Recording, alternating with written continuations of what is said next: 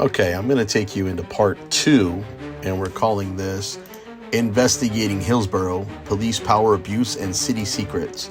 Now, I was asked and invited to come out and speak to the City Council regarding the incident with Amy Howell. Before I went and filed an internal affairs complaint, which I did, and when you saw the internal affairs complaint, it was actually refused. Immediately following that, I went to Megan Henderson, the city manager, had a conversation, and filed my complaint with her. Problem is, once you see these city council meetings on how things go, and they addressed it in the second city council meeting, you'll see that there is some corruption, there is some power play moves that certain officials are doing, and I'm going to be getting to the bottom of that. And I'm all about transparency, Megan, so that if you want to record, I'm fine with that. Yeah, great. You never know. I mean, I'm sure that you're lovely and would never, I'm not going to scream or cuss at you. I leave that video or anything. No, ma'am. It's Corporal Roseanne Lindemann. Okay. Just her complete behavior, her lack of knowledge of the law, failure to train the new officer Gordon that she had with her. Okay. And Perkins, who was leaving. Okay. Okay. And I'm sure you know that, being the city manager. I'm sure you know who's coming and going. What do you mean leaving? Supposedly he's leaving the police department. Yes. I saw. Regardless of whatever the issue, I just know that he's leaving. Okay. To wherever he's going or whatever venue he's going to. Okay. So let me tell you that I am aware that there is a video. Okay. And I am aware that there is something involving Officer Lindemann that we're doing an investigation about. Okay. So that's what I know about that. I don't know. Now, when you say investigation, are we talking criminal or are we talking internal? And internal is my understanding. Which goes to my next thing. Since you're aware of the video, that saved me a bunch of red tape. Okay. I took the individual in the video who's sitting outside in my vehicle right now, who's terrified after our police encounter, to come down here to even address it to you. Okay. Okay. Okay, so Megan seems like she's concerned, maybe sincere, maybe doing a little damage control. Who knows? She says she's aware of the video. She says that she's aware that there's an internal affairs investigation going on. So you would think that once you investigate, you should come up to some sort of conclusion based on the video and people calling in that they should actually do something, right? Well, just hold on, folks. Wait for it. Okay. I kind of had to intervene a little bit, kind of like, hey, this is what's going on. And basically, bottom line is she wants to file her 3-page formal internal affairs complaint. Okay.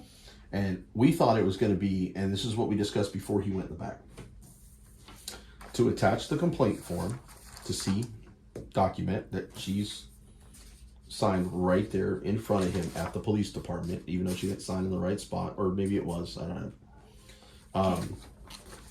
He went back and got this complaint form. So we thought, attach, sign, make us a copy, time, date, stamp. I've never had a problem doing this with people. Sure. And we'll leave. Sure. And I had it documented. He berated me by making, this is just for content, right? First off, I'm exercising my right of press as a journalist. How dare you? So at this point, I'm informing her that the second in command at the police department berated me, which goes to show it's a common practice, not an isolated situation, and that they're refusing complaints, which means, well, this is why we don't really care what our officers do, because we let them do whatever they feel like doing, because that's the culture of our department. Anyways, folks, let's continue. That encounter with him, great. The other 2 officers, not so great. But so I started noticing a pattern. We got Lindemann. Now we got another day shift. Well, and I don't mean the corporal incident. I'm talking about just we do whatever we want in Hillsborough. I think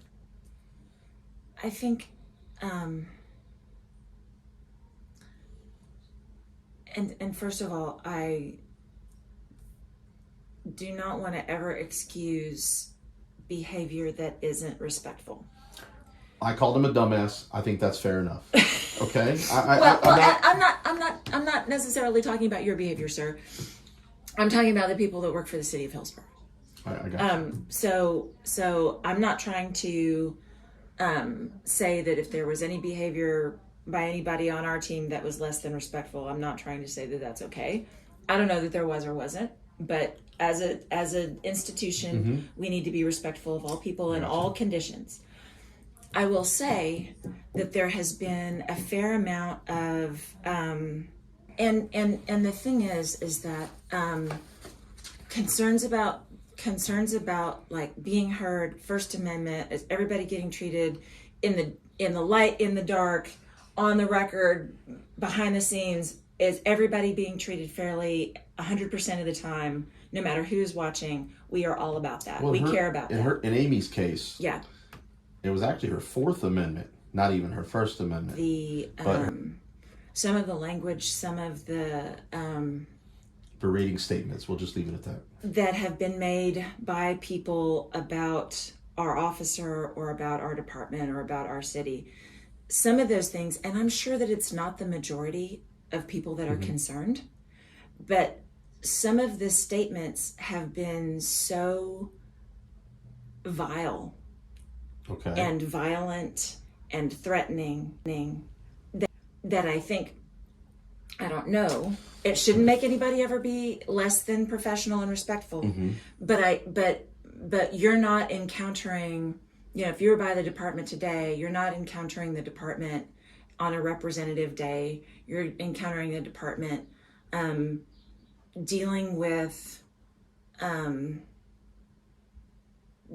pretty yucky stuff, in addition to the original thing that deserves its own investigation, resolution, and response. Let me stop you there, Megan. I actually just had another person come forward after the video came out that has sent me another video regarding an incident that happened a month or two ago with a sergeant on night shift. Okay.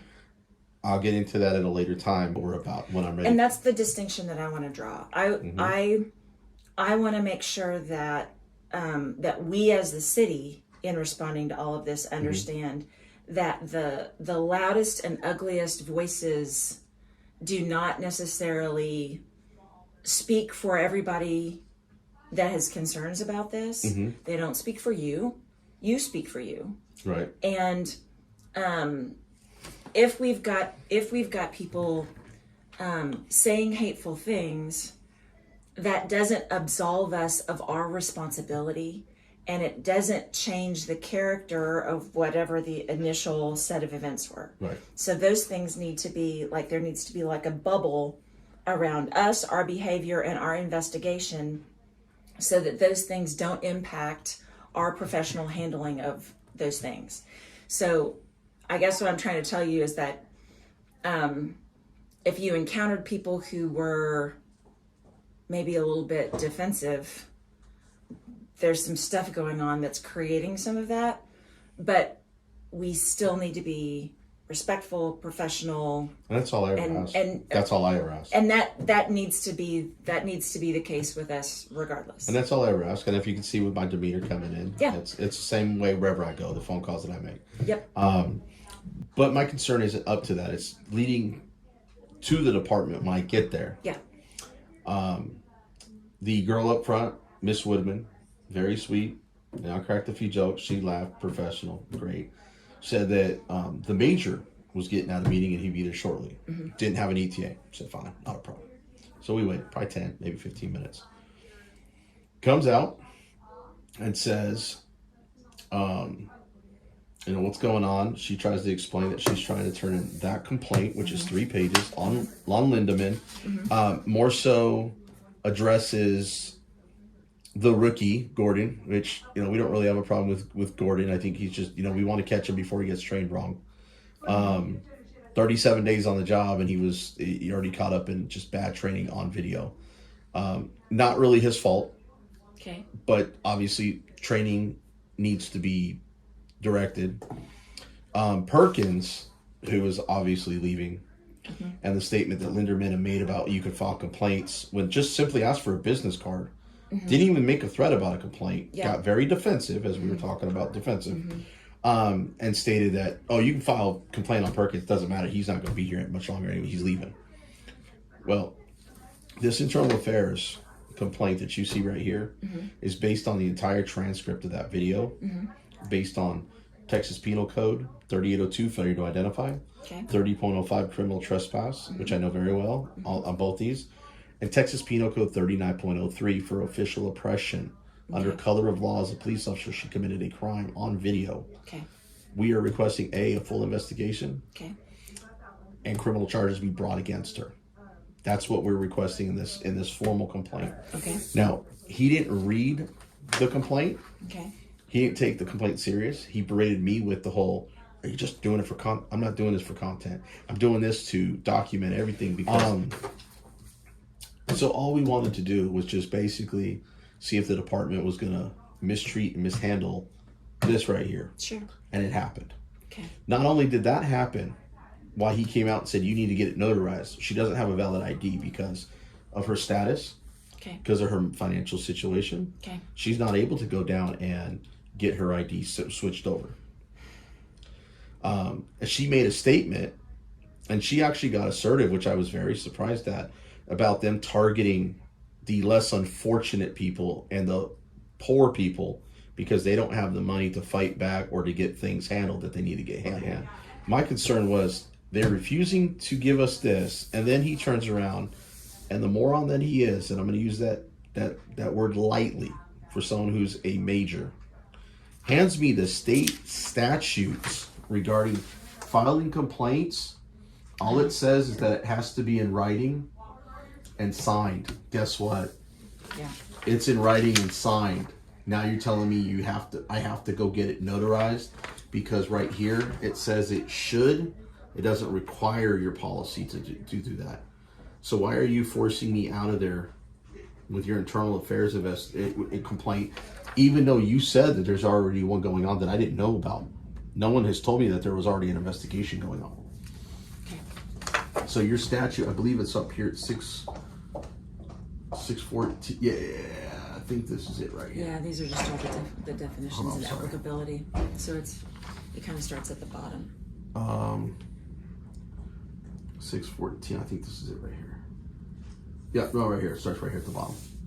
So it's right here, 614-220, along with here. It does not say that it has to be notarized. Required by law does not require. Right, so... And all I'm asking is that it be taken, copied, time, date, stamp, that we just have record that it's documented that it was taken. I am happy to take it. Whether they wipe it with their butt and get a paper cut, I would be laughing at that if that happened. Or they tossed it in the trash, I don't care. I turned it in. It's up to them if they want to destroy documents. That just goes to more misconduct with your police department. So if you're willing to accept that on my behalf, all I need is a copy with a time, date stamp that I turned it in. That's all I'm asking for. I have no problem taking this. And that's all I'm requesting. I don't let think me go that's get unreasonable. a copy of it. Absolutely. Listen, we take complaints in all forms. Verbal, telephone, Facebook. Megan, he's lucky I didn't bring it in Crayola Red 3. I will be right back. Thank you very much. At this point, I thought maybe she was serious about taking the complaint and looking into Corporal Roseanne Lindeman's actions and possibly Major Clay Sparks for refusing to take my internal affairs complaints. But guess what? Another typical damage control and cops planning excuse. Anyways, let's get back into it. Like I said, if you want to just time date stamp my copy, that way you could have the original with the original signature. Sure.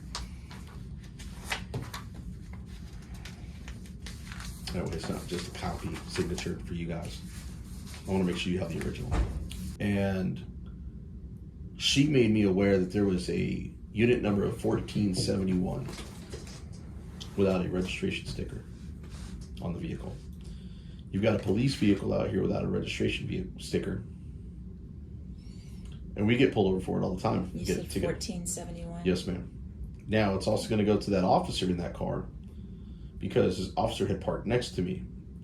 As he was getting ready to get in his car, I rolled down the window and I said, "Sir, can you hang on? I'd like to get a picture of the vehicle." I never said anything about the registration. Right. I just asked if I get a picture of the vehicle. Okay. One, it was dirty, which don't matter. You know, a lot of dirt out here. Maybe he hasn't made it to the car wash. Not a big deal.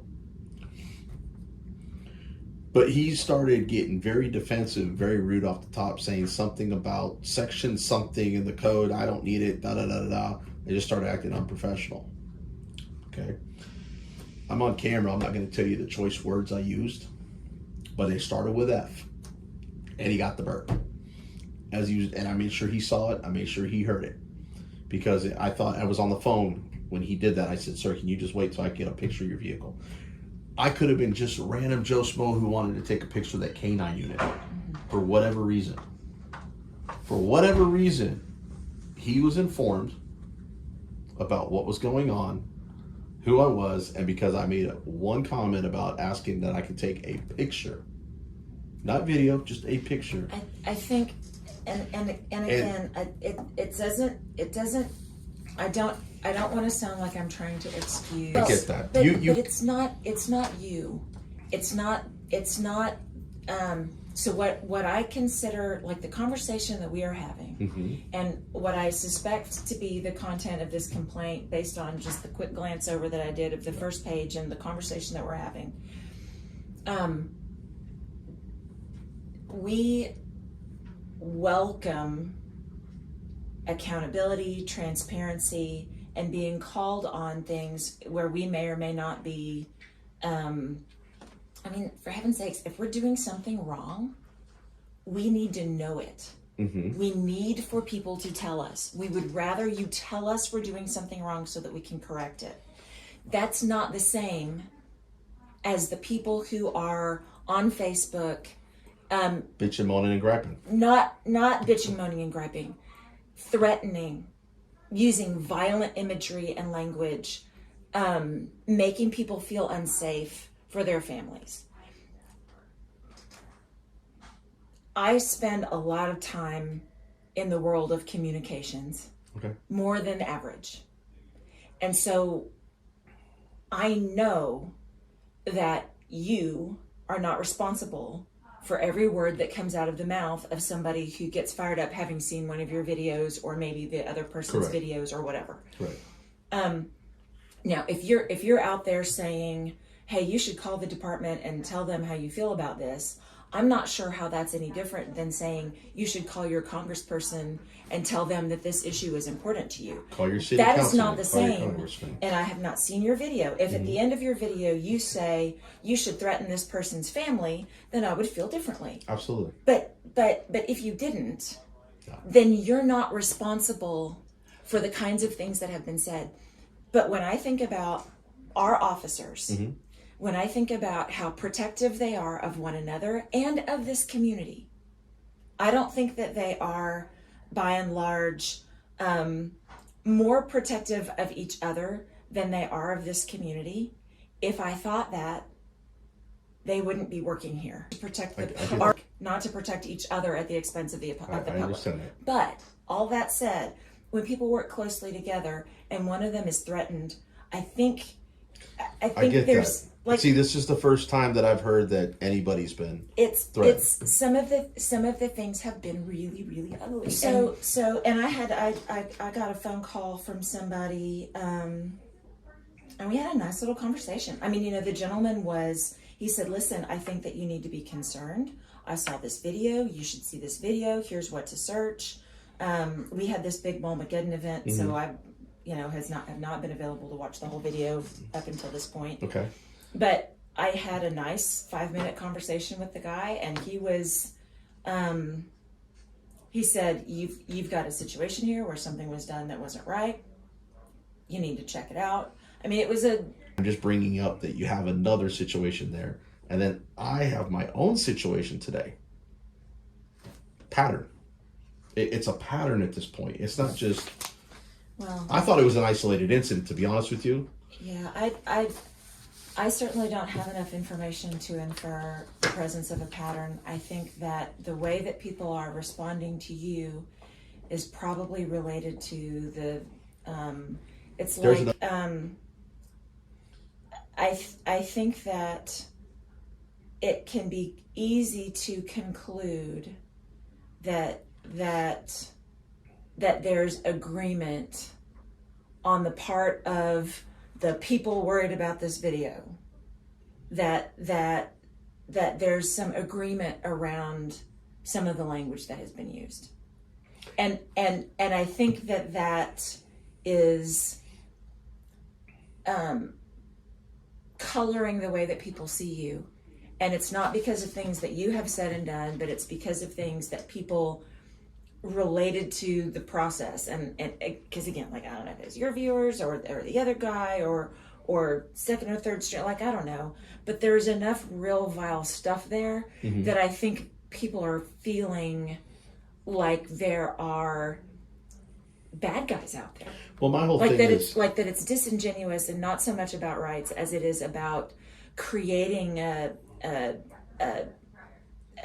this threatening and and you destabilizing. see the second, you see another situation where I'm showing that it's a pattern across the country. It's not just Hillsborough. It's So this officers. is something where officers generally need to have better or more specific or different training.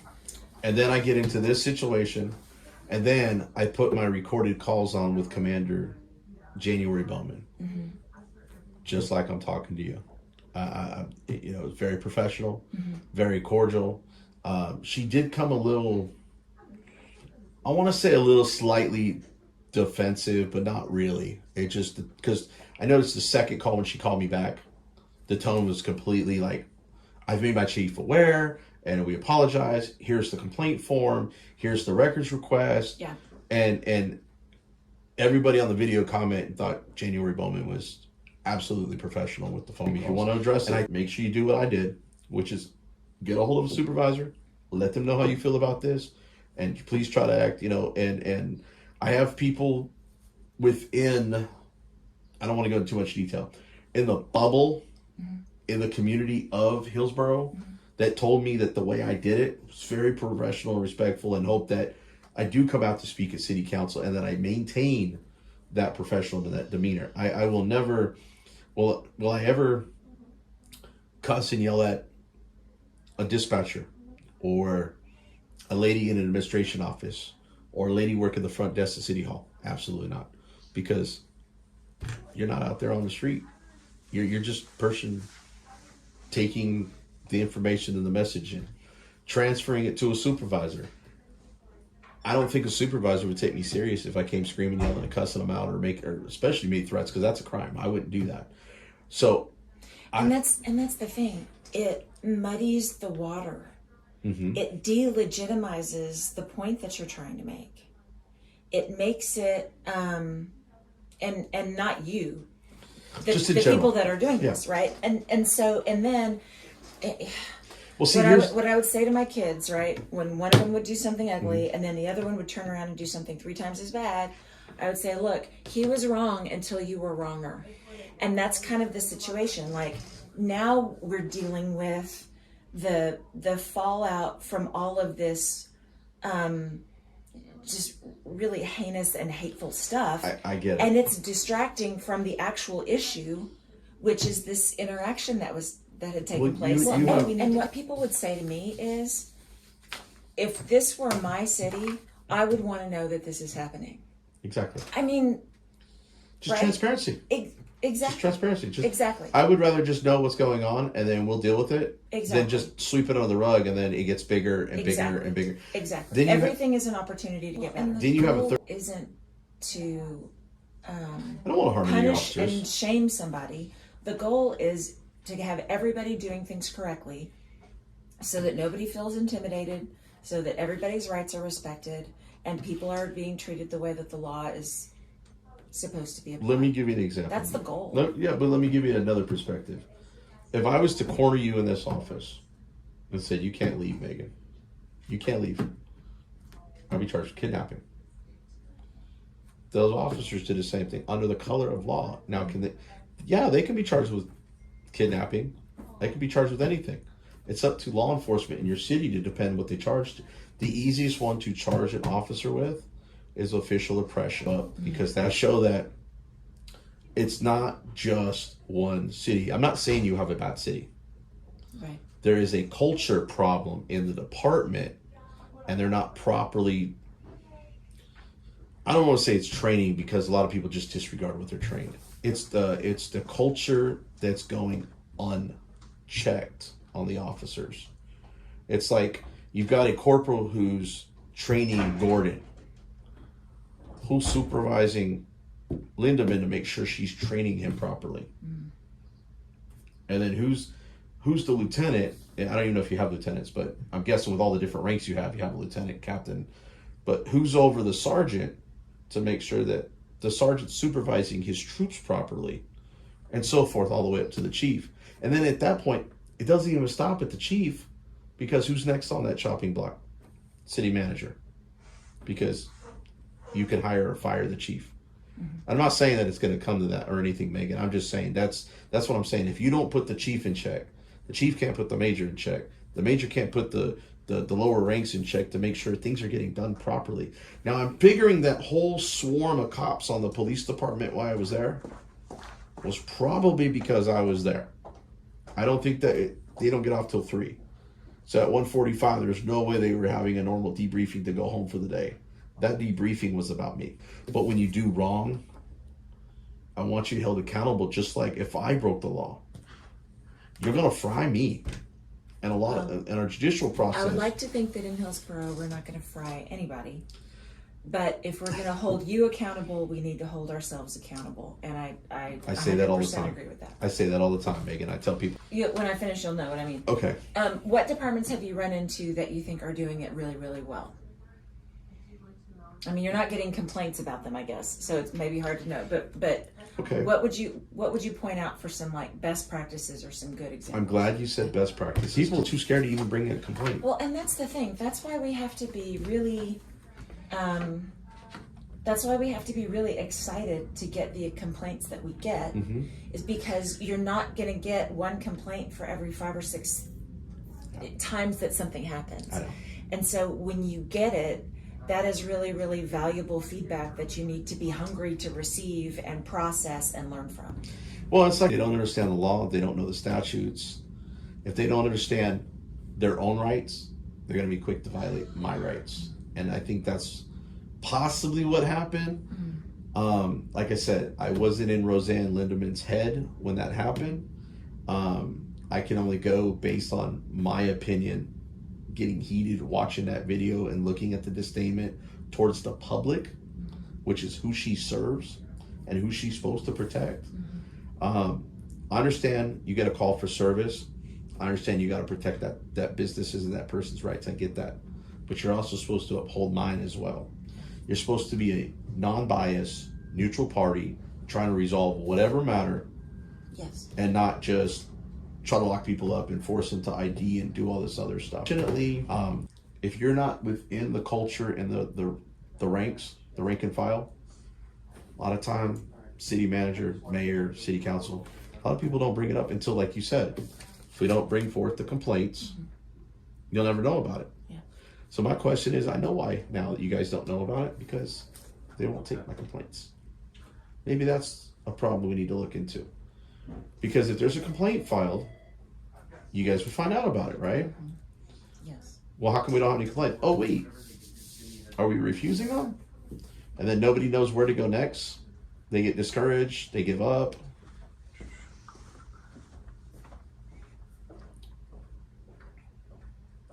I'm just trying to keep people open-minded and let them think for themselves and think that there's possibilities. And that's great that you guys are doing your investigation on your own without this.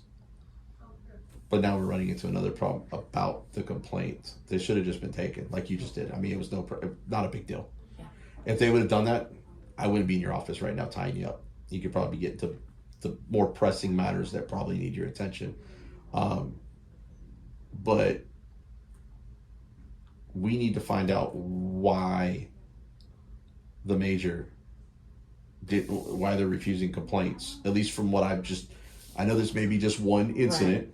Right. I can't go to a pattern. Right. But based on you saying that there's really been no complaints, is starting to make me think that maybe this situation is happening more than it should be happening. It shouldn't be happening at all, period. Yeah. But the question is, then the chief walks in the middle of this. So is the chief aware of this and is condoning this? And should he be investigated as well at this point? That's another concerning question. I don't know. He walked in. I've got him on video walking right there, kind of listening and then walking through the doors. And my experience and belief are that the chief is committed to accuracy, transparency, fairness, and that we have a police department that is more focused on resolution than on strictly arrests. Hopefully that's what Tony Kane is about and what he's doing. I don't know. Didn't even introduce himself in the middle of that. He kind of just observed and tucked tail around it and went through the door. Okay. He obviously heard me making concerns about refusing the complaint. I know he heard my concerns because he was walking through the middle of it. If he's about that, and I'm not saying he is or he isn't, I'm not saying anything about it. I'm just saying hypothetically, if I was in his position hearing that, I would have injected and said, you know what, sir? We'll go ahead and take your complaint. Not a problem. We'll get you handled. Let me get you a copy, time, date, stamp it. And is there anything else we can help you with? Right. Nope, that's it. Great. You have yourself a fantastic day, sir. Leave it alone. Because what did the major just do? Now he just kicked another hornet's nest up. The chief, buck stops there. But it didn't. Now I'm here in your office. So, like I said, unless you have any questions for me, I really don't think. I think I'm in good shape. I mean, we'll take this, we'll go through it.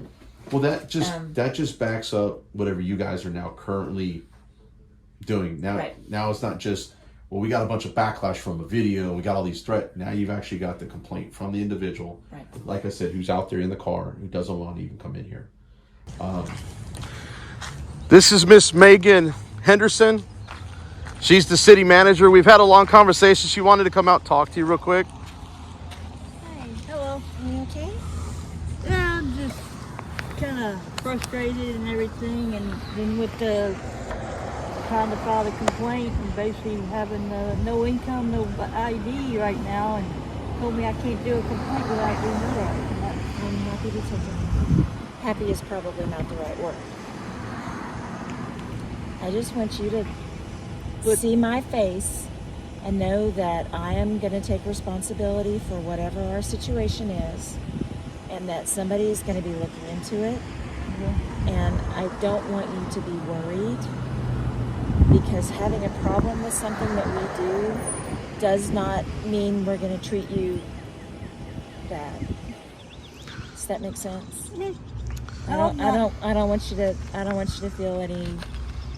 feel any concern. I am happy that if you have a problem with something that we did, that you took the time to put a complaint together and let us know about it. Megan is assured that there's already an investigation launched prior to this, but she did accept your complaint on the city of behalf. Yes. And we've talked about some other things that we'll discuss later that she's going to look into. So Yeah, because when he mentioned that about the notarized, that really got to me, because that discriminates against low income and low income. guys, you let me know what you think of Megan Henderson, the city manager. I feel you should go ahead and give her a call. Let her know how you feel. The number's going to be posted right up above the entire time throughout this video and above here on the screen. If you have a story you'd like to reach out, tell me your story.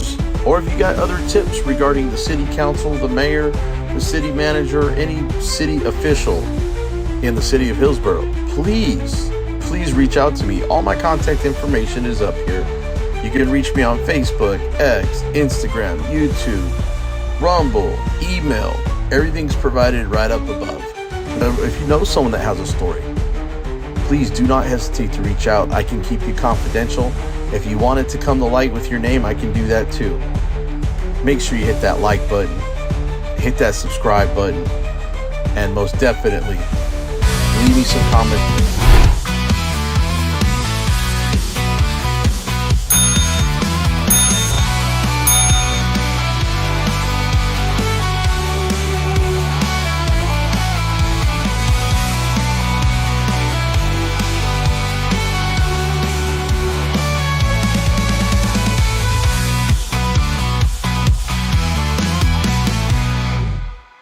Crazy Watchdog.